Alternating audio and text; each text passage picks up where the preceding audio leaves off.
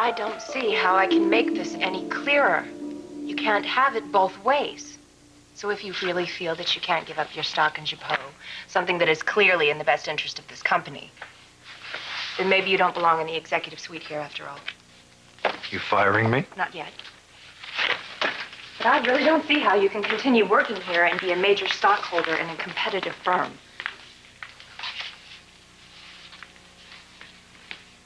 So that's how it's going to be? You're drawing a line in the sand? Brad. I thought you trusted me. I did.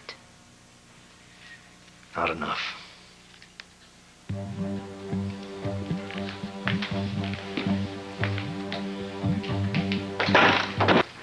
I placed so much faith in Brad, and now all of a sudden I can't trust him. I feel so used, Dad. So besides refusing to sell us Japot stock, what else did he do that upset you?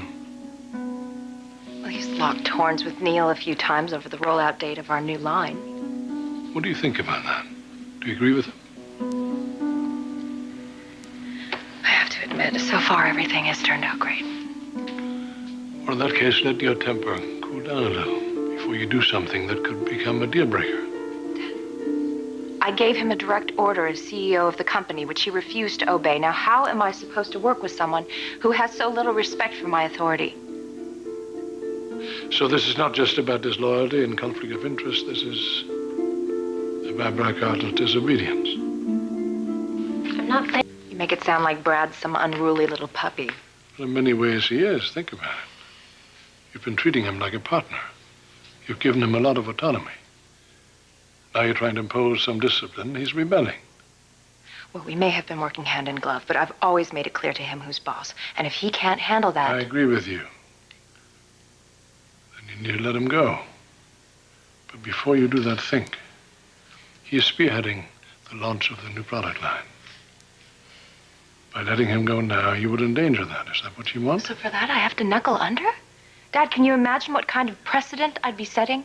Would you mind terribly if I gave you some fatherly advice? Well, by all means, don't stop now. Have you ever thought of compromise? This might sound... Well, I really don't see how a compromise is possible. Either he sells his shares or he doesn't. There isn't exactly a gray area. You're right. But in business, my darling, there's always a middle ground. And what to you may seem now like a compromise, down the road could turn out to be an advantage. Okay, Dad. I can hear your wheels turning.